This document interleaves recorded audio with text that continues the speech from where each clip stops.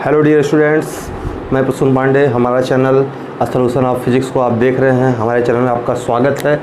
आज का जो वीडियो है वो क्लास 11 के स्टूडेंट के लिए हम बना रहे हैं। आज का वीडियो है मेजरमेंट 06। मेजरमेंट 06 में हम देखिए आज क्या बात करते हैं। सबसे पहले हम बात करना चाहते हैं कि जो बच्चे नए हैं, जो लोग चैनल को अभी सब्सक्राइब नहीं किए हैं, वो चैनल को फटाफट सब्सक्राइब करें और इसको अपने फ्रेंड्स में शेयर करें, लाइक करें। ओके, अब आज हम आगे बात करते हैं मेजरमेंट 06 में क्या क्या चीज़ें हैं। तो हम यहाँ पे बात करेंगे मेजरमेंट 06 में डायमेंशनल फार्मूला का जो एप्लीकेशन, कहाँ पे इसका यूज़ होता है। तो चलिए देखिए हम इसको देखते हैं। तो फर्स्ट हम यहाँ बात कर रहे हैं application of dimensional formula. Okay, application of dimensional applications of dimensional formula. तो यहाँ पे एप्लीकेशंस में हमको थोड़ा सा देखना पड़ेगा।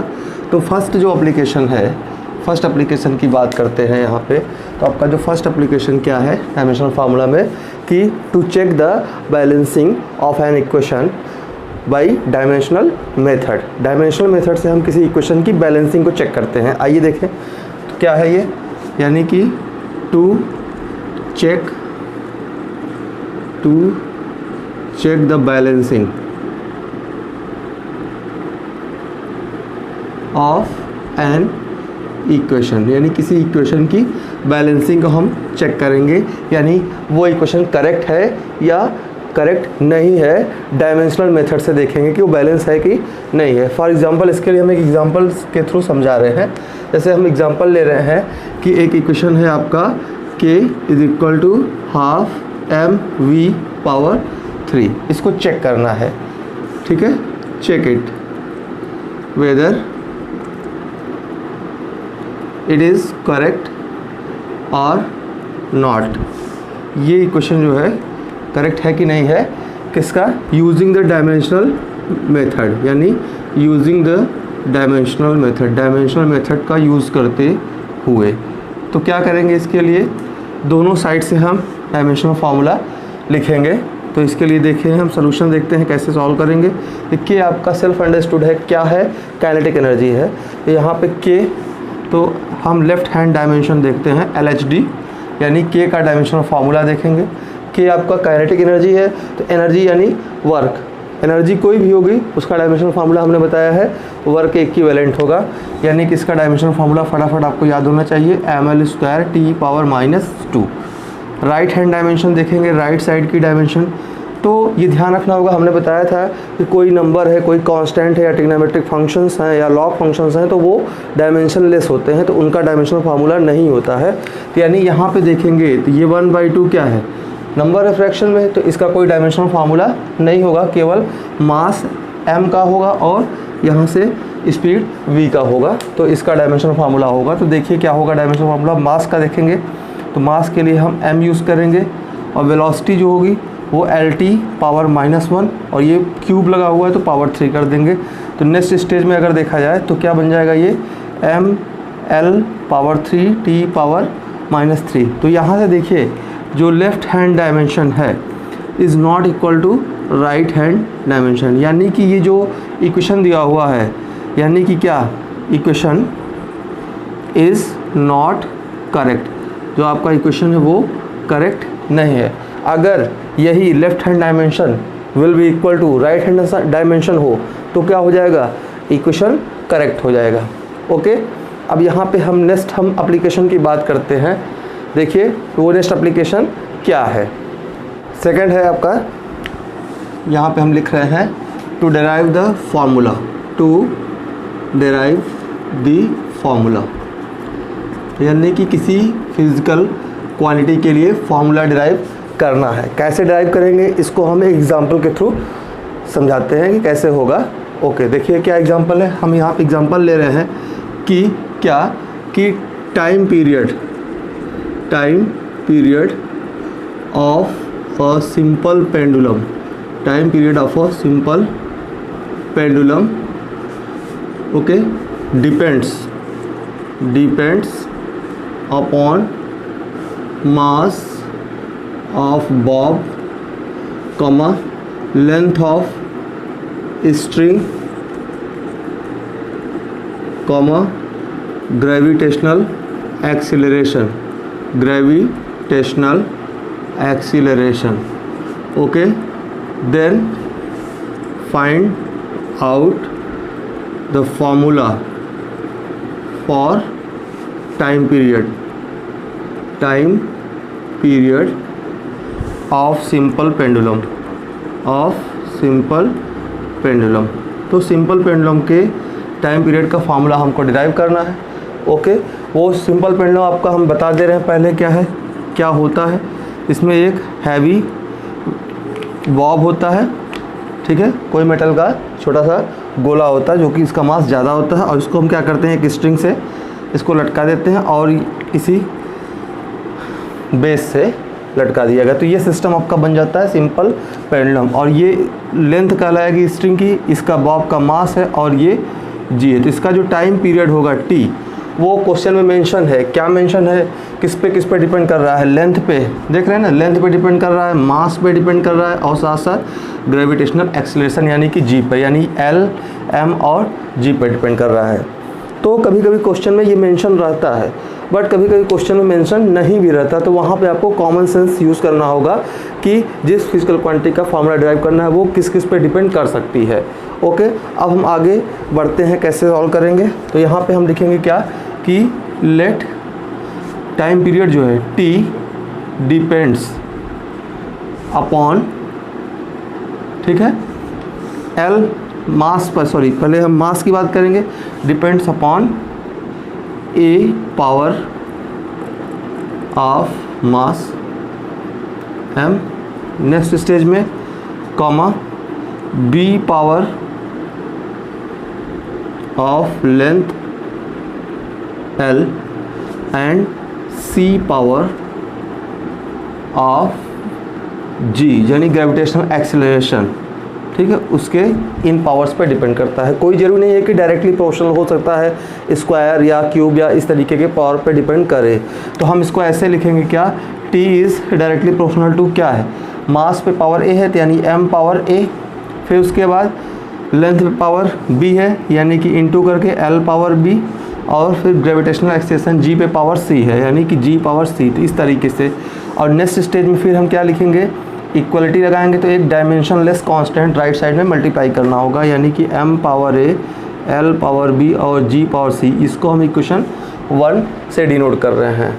और k क्या है आपका, डायमेंशन लेस कांस्टेंट है, इसकी कोई डायमेंशन k की नहीं होगी, ये सेल्फ अंडरस्टूड है। अब अगला स्टेज में हम देखते हैं क्या होगा, दोनों साइड लेफ़्ट साइड और राइट साइड की जो भी फिजिकल क्वांटिटीज़ हैं उनका हम डायमेंशनल फार्मूला यहाँ पे लिखते हैं। चलिए देखिए, तो राइट साइड की अगर हम बात करते हैं तो टाइम है, तो टाइम का डायमेंशनल फार्मूला टी लिख सकते हैं, या इसमें m मिसिंग है और l मिसिंग है तो m पावर 0 l पावर 0 और t पावर 0 भी लिखा जा सकता है। इधर k का कोई डायमेंशन नहीं होगा, ये एक डायमेंशन लेस कांस्टेंट है। यहाँ पे हम लिख सकते हैं कि k क्या है, ये आपका डायमेंशन लेस कांस्टेंट है k। ओके अब देखिए राइट साइड में मास है तो मास के लिए पावर a हो गया, फिर लेंथ है, लेंथ के लिए आपका l पावर b, और फिर आपका ग्रेविटेशनल एक्सीलरेशन है तो ये lt पावर -2 होगा और इस पर पावर c। आगे इसको सॉल्व करेंगे तो m power 0 l power 0 t, और ये फाइनली देखेंगे तो m power a, l power यहाँ से b होगा और यहाँ से c हो जाएगा यानी finally l power b plus c, और फिर t पे पावर देखेंगे तो यहाँ से -2c। कंपैरिजन करा देंगे दोनों साइड में पावर्स की, क्या करेंगे कंपैरिजन, कंपेयरिंग दी पावर्स का क्या करेंगे कंपैरिजन। ओके तो कंपैरिजन कराएंगे तो a क्या हो जाएगा 0, यहाँ पे a और यहाँ पे a देखेंगे तो 0, फिर यहाँ से b प्लस c अगर देखा जाए तो यहाँ पे 0, और फिर -2 से ही देखा जाए तो यहाँ पे पावर क्या है t पर 1 है तो यानी कि 1, तो यहाँ से c जो होगा -½ हो जाएगा, और c अगर -½ होगा तो यहाँ से b आप जो रखेंगे तो वो +½ और a आपका क्या हो जाएगा 0। तो यहाँ से आपने देखा कि हमने कंपैरिजन करा करके a की वैल्यू, b की वैल्यू और c की वैल्यू फाइंड आउट कर ली, और ये वैल्यूज़ a b c की वैल्यूज़ यहाँ पे इक्वेशन 1 में हम क्या करते हैं पुट कर देते हैं। यानी हम लिख सकते हैं बाई इक्वेशन 1। वैल्यूज़ जब पुट करेंगे तो फाइनली आपका जो t होगा वो क्या हो जाएगा, k times m power 0 l power half और g पावर माइनस हाफ। और किसी भी पावर अगर 0 होती है तो उसकी वैल्यू क्या होती है, 1 होती है। यानी ये वैल्यू आपकी 1 हो जाएगी। तो फाइनली आपका जो टाइम पीरियड का फॉर्मूला आएगा वो t is equal to k times l by g power half, या हम पावर हाफ को रूट में भी लिख सकते हैं, यानी कि k times under root l upon G. आपका क्वेश्चन क्या हुआ, यहीं पे सॉल्व हो गया। आपको फुल मार्क्स यहीं पे मिल जाएंगे, आप छोड़ सकते हैं। टाइम पीरियड के लिए हमने डायमेंशनल फार्मूला यहाँ पे लिख दिया है। लेकिन जो टाइम पीरियड होता है सिंपल पेंडुलम का, ये इतना कॉमन फार्मूला होता है, सभी को पता होता है। ओके, क्या होता है, t is equal to 2 pi under root l upon G होता है। ये हम यहाँ पे लिख रहे हैं, क्या होता है, t is equal to 2 pi under root l upon G होता है। ये सब पता, अगर आपको नहीं पता है एग्जैक्ट फार्मूला तो आप यहीं तक सॉल्व करके लिख देंगे। बट अगर आपको पता है एग्जैक्ट फार्मूला तो यानी कि इसका मतलब क्या है, k की वैल्यू क्या होनी चाहिए, 2 पाई। तो यहाँ पे आप लिख सकते हैं कि we know that k equal to 2 pi, यानी कि फाइनल आपका एग्जैक्ट फार्मूला लिख सकते हैं t is equal to 2 pi under root l upon G. ये आप एग्जैक्ट फार्मूला लिख सकते हैं। और अदरवाइज़ आप यहाँ पे ही छोड़ देंगे तो आपका क्वेश्चन कंप्लीट माना जाएगा। ओके डियर स्टूडेंट्स, अब आगे हम नेक्स्ट एप्लीकेशन पे बात करते हैं। देखते हैं नेक्स्ट एप्लीकेशन नंबर 3 क्या है। देखिए आपका एप्लीकेशन नंबर 3 जो आपका है क्या है, conversion of unit. Conversion of unit यानी यूनिट का कन्वर्जन करना है एक सिस्टम से दूसरे सिस्टम में। इसके लिए कुछ हम रूल्स फॉलो करते हैं। चलिए, जैसे किसी फिजिकल क्वांटिटी का हमको यूनिट कन्वर्ट करना है तो पहले हम क्या करेंगे, उस फिजिकल क्वांटिटी के लिए डायमेंशनल फार्मूला लिख देंगे। तो मान लीजिए सपोज दैट कोई फिजिकल क्वांटिटी, उसका dimensional formula m power a, l power b और t पावर c है। तो यहाँ पे हम इस तरीके से फर्स्ट सिस्टम की बात करेंगे, लिखते हैं, और यहाँ पे सेकंड सिस्टम की बात करेंगे। ओके, फर्स्ट सिस्टम में उस क्वांटिटी की कोई ना कोई न्यूमेरिकल वैल्यू होगी, तो ये न्यूमेरिकल वैल्यू हम लिख देंगे। ठीक है, उसकी कोई यूनिट होगी u1, तो यूनिट u1 लिखना होगा। तो फर्स्ट सिस्टम में मान लीजिए कि मास के लिए यूनिट यूज की जा रही है m1, टाइम के लिए यूनिट यूज की जा रही है t1, और लेंथ के लिए जो यूनिट की यूज कर रही है वो l1 यूज की जा रही है।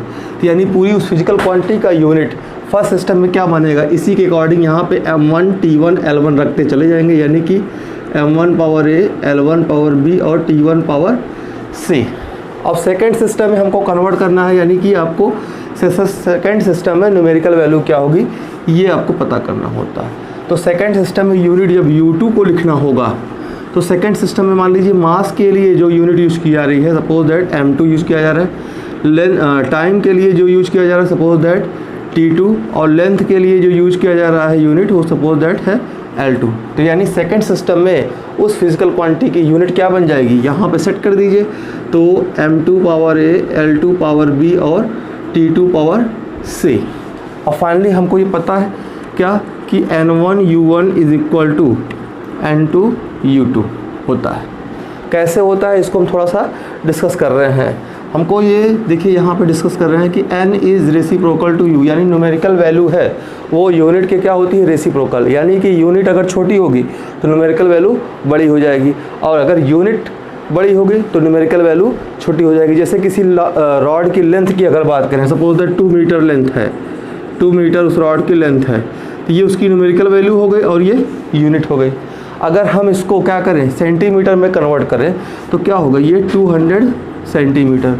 तो इसका मतलब क्या हुआ, रॉड की जो यूनिट हो गई, हमने छोटी यूनिट ले ली तो न्यूमेरिकल वैल्यू क्या हो गई, 200 बढ़ गई। यानी इसका मतलब है कि न्यूमेरिकल वैल्यू और यूनिट में क्या होता है, रेसिप्रोकल रिलेशन, इन्वर्सली रिलेशन होता है। तो यहाँ से हम कह सकते हैं क्या कि n इज इक्वल टू अगर लगाना हो तो numerical value is equal to k, कोई कांस्टेंट है, और u यानी कि n into u is equal to k, यानी कि ये आपका हमेशा कांस्टेंट होगा। न्यूमेरिकल वैल्यू और यूनिट का जो प्रोडक्ट होता है वो कांस्टेंट होता है। तो ये उसी से ही ये रिलेशन यहाँ पे हमने आया। फर्स्ट सिस्टम में न्यूमेरिकल वैल्यू और यूनिट का प्रोडक्ट सेकंड सिस्टम में न्यूमेरिकल वैल्यू और यूनिट का प्रोडक्ट वो ऑलवेज क्या हो जाएंगे, कांस्टेंट हो जाएंगे। ओके, अब यहाँ पे प्रोसीड करते हैं वैल्यूज़। देखिए तो यहाँ पे n2 हमको फाइंड आउट करना है। हमको क्या फाइंड आउट करना है, देख रहे हैं ना n2। तो यहाँ पे n2 को अलग कर लेते हैं, तो अब फार्मूला बना लेते हैं। तो n2 को जब हम लिखना होगा नेक्स्ट स्टेज में, तो n2 को क्या करेंगे, n1 u1 by u2। Finally आपका जो n2 बन जाएगा वो क्या हो जाएगा, n1। अब u1 u2 को वैल्यूज़ रख दीजिए। u1 आपका हो जाएगा ये आपका m1 power a, l1 power b, t1 power c। और u2 के लिए क्या लिख देंगे, m2 power a, l2 power b और t2 पावर c। फाइनली अगर हम बात करते हैं तो जो n2 आपका निकल के आएगा वो n1 m1 by m2 power a, l1 by l2 power b और आपका ये t1 by t2 power c। तो ये आपका मेन फार्मूला बन जाता है। तो अगर आपको शॉर्ट में करना है तो सबसे पहले आपको क्या करना है, फिजिकल क्वांटिटी लिख लीजिए, फर्स्ट सिस्टम बना लीजिए, सेकंड सिस्टम बना लीजिए और सारी वैल्यूज़ यहाँ पे सेट कर दीजिए, आपका आंसर आ जाएगा। या फिर इस प्रोसेस को फॉलो करते हुए करिए तो भी आपका सही है। ओके डियर स्टूडेंट्स, अब इस पर हम एक क्वेश्चंस लेकर के आपको बताते हैं कि यूनिट कन्वर्जन कैसे करते हैं, कि एग्जाम्पल लेकर के बताते हैं। देखिए क्या एग्जाम्पल है वो, हम यहाँ पे एग्जांपल एक ले रहे हैं। जैसे कि आपको कन्वर्ट करना है 60 जूल को अर्ग में कन्वर्ट करना है। जैसे कन्वर्ट 60 जूल इनटू अर्ग। ओके, तो ये आपको ध्यान रखना पड़ेगा, जूल को कन्वर्ट करना है 60 जूल, यानी जूल किसकी यूनिट होती है, वर्क की या एनर्जी की। और अर्ग भी क्या होती है, वर्क या एनर्जी की यूनिट होती है।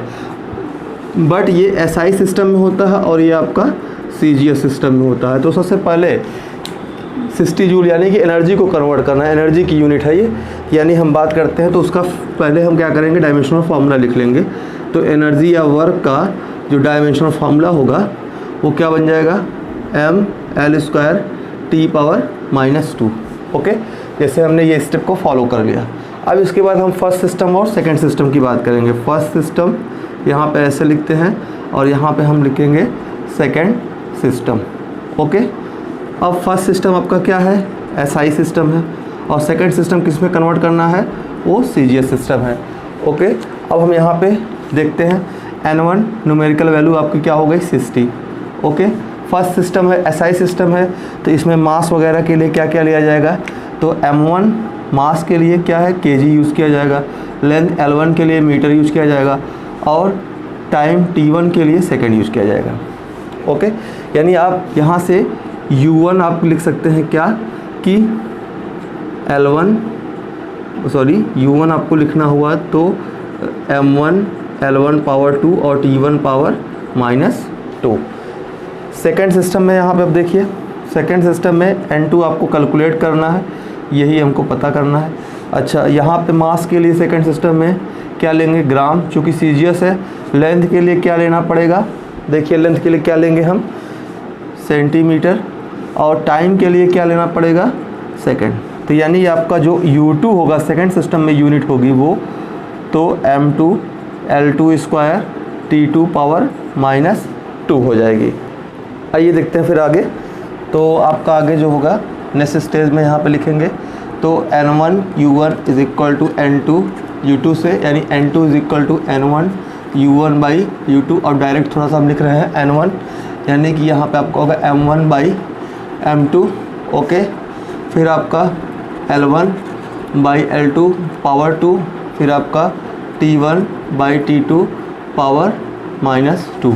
अब वैल्यूज सारी रख देंगे। l1 60 रखना पड़ेगा, m1 क्या है kg और नीचे m2 ग्राम, l1 मीटर, ये सेंटीमीटर और ये दोनों सेकंड और सेकंड पावर -2। अब इसको सॉल्व करते हैं।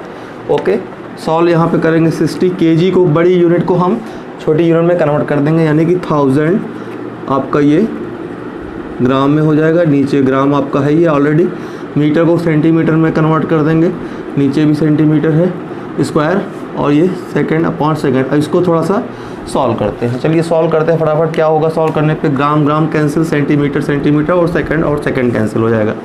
यानी कि नेक्स्ट स्टेज में जो आपका हो जाएगा ये 60 इंटू 1000 इंटू 100 का स्क्वायर है, यानी 10 पावर 4 और ये 1 पर पावर -2, तो 1 पे कोई भी पावर हो तो उसकी वैल्यू 1 ही होती है। यानी फाइनली 6 × 10 पावर क्या हो जाएगा, 60 × 10 पावर 7 अर्ग, ये आ जाएगी वैल्यू। यानी 60 जूल जो है वो 60 × 10 पावर 7 अर्ग हो जाता है। तो ये हमने क्या किया कि डायमेंशनल मेथड से कन्वर्ट किया है, एक सिस्टम में यूनिट को दूसरे सिस्टम में कन्वर्ट कर दिया है। किस मेथड से, डायमेंशनल मेथड से। ओके, अब यहाँ पे हम बात करते हैं प्रिंसिपल ऑफ डायमेंशनल होमोजेनिटी। क्या होती है प्रिंसिपल ऑफ डायमेंशनल होमोजेनिटी? इसको बताने से पहले जो लोग नए हैं वो चैनल को सब्सक्राइब करें, फिर आगे हम प्रोसीड करते हैं। ओके, चलिए देखिए क्या है। तो यहाँ पे हम लिख रहे हैं प्रिंसिपल ऑफ डायमेंशनल होमोजेनिटी। तो प्रिंसिपल ऑफ डायमेंशनल होमोजेनिटी क्या होती है ये देखिए। तो जैसे कोई फिजिकल क्वांटिटी है, सपोज दैट जैसे हमने z लिखा है, वो 2 फिजिकल क्वांटिटी का सम है, या फिर हम कह सकते हैं कि वो z है 2 फिजिकल क्वांटिटी का डिफरेंस है। ओके, तो यहाँ पे 2 फिजिकल क्वांटिटी ऐड या सब्ट्रैक्ट तभी हो सकती हैं जब उनके डायमेंशनल फार्मूला सेम होते हैं, और साथ ही साथ ये इक्वल है।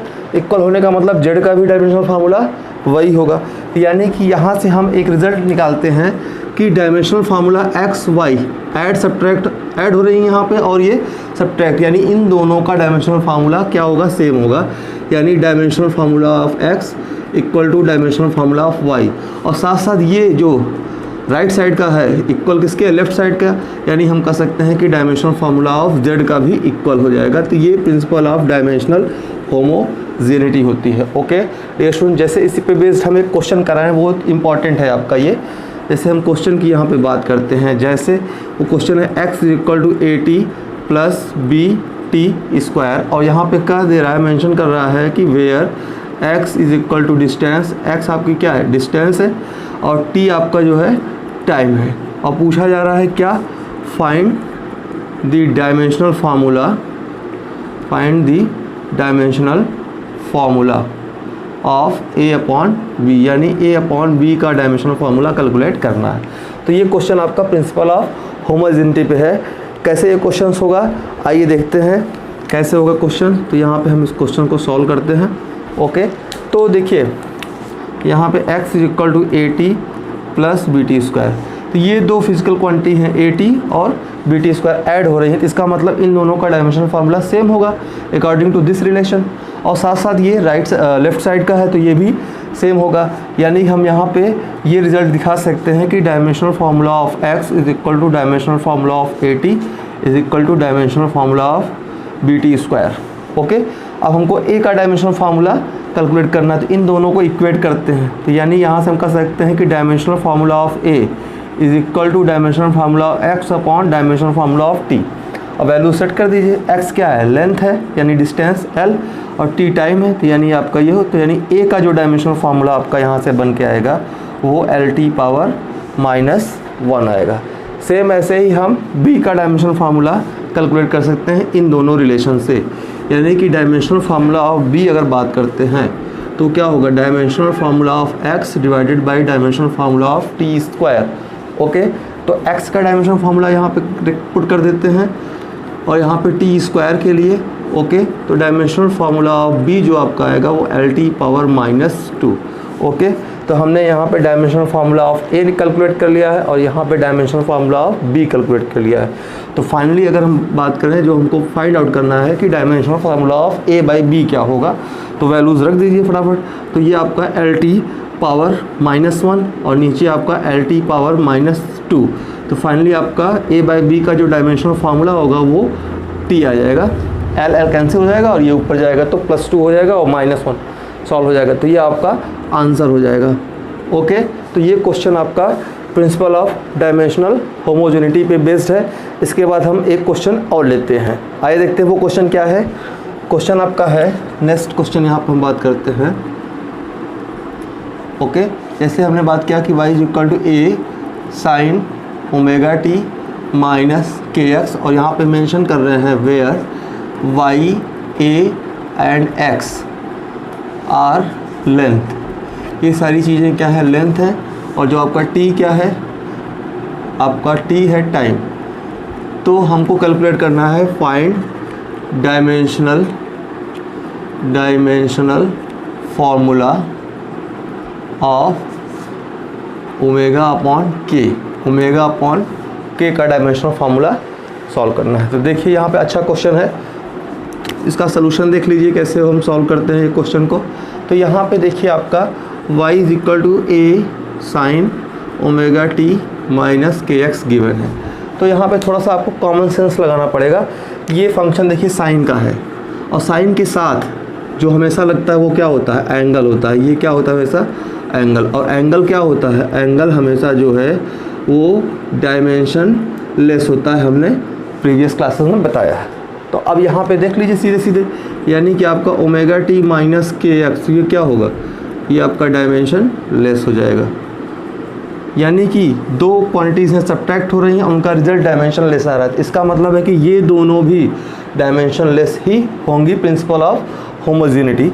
तो यानी कि यहाँ से हम बात करेंगे तो ओमेगा टी भी क्या हो जाएगा आपका, ये डायमेंशन लेस हो जाएगा, और साथ साथ के एक्स भी क्या होगा, डायमेंशन लेस हो जाएगा। ओके, चलिए तो डायमेंशन लेस को हम कैसे रिप्रेजेंट करते हैं, m पावर 0, l पावर 0 और t पावर 0। यहाँ पे भी हम रिप्रेजेंट करेंगे m power 0, l power 0, t power 0। तो यहाँ से ओमेगा का डायमेंशनल फार्मूला क्या आएगा, टाइम से डिवाइड हो जाएगा। यानी कि finally m power 0, l power 0, t power 0 divided by time. यानी ओमेगा का जो डायमेंशनल फार्मूला होगा वो m power 0, l power 0, t power -1। अब यहाँ से देखेंगे k का डायमेंशनल फार्मूला, तो x से डिवाइड होगा, और x क्या है, लेंथ है, यानी l से डिवाइड करेंगे। तो आपका ये बनेगा m power 0, l power 0, t power 0। Okay, नीचे हम l से डिवाइड करेंगे, तो फाइनली इसका जो डायमेंशनल फार्मूला k का जो बनेगा आपका वो m पावर 0, l पावर -1 और t पावर 0। हमको फाइंड आउट करना है क्या, ओमेगा बाई k का डायमेंशनल फार्मूला। तो ओमेगा बाई के का डायमेंशनल फार्मूला अगर हमको देखना है तो कैसे करेंगे, तो ओमेगा का डायमेंशनल फार्मूला यहाँ से पुट कर देंगे। यानी आपका है m power 0, l power 0, t power -1। और फाइनली फिर यहाँ पे हम k का डायमेंशनल फार्मूला नीचे डिनोमिनेटर में लिखेंगे। वो कैसे लिखेंगे, m पावर 0, l पावर -1 और t पावर 0। अब क्या होगा, ये तो ईजी है, इसको आप कोई भी सॉल्व कर सकता है। सिंपली सॉल्व कर लीजिए, क्या हो जाएगा, ये m पावर 0, l और ये t पावर -1। यानी फाइनली हम कह सकते हैं कि lt पावर -1, यानी कि ये ओमेगा बाई के का डायमेंशनल फार्मूला हो गया है। तो ओके स्टूडेंट्स, आज की क्लास में हम अपने वीडियो में टॉपिक को यहीं पे क्लोज करते हैं। नेक्स्ट वीडियो में हम मेजरमेंट कंटिन्यू रखेंगे। ओके, हमारे चैनल को कंटिन्यू देखते रहिए। चैनल को सब्सक्राइब करना बिल्कुल ही ना भूलिए, ज़्यादा से ज़्यादा अपने फ्रेंड्स में शेयर करिए। ओके डियर स्टूडेंट, और कमेंट बॉक्स में ज़रूर कमेंट लिखा करिए कि आपको जो चीज़ें समझ में नहीं आई हैं तो हम उनको रिमूव करने की कोशिश करेंगे। अपना पूरा प्रयास हमारा रहेगा कि चीज़ें आपकी रिमूव हो जाएं, जो डाउट आपके अंदर हैं। Okay, thank you.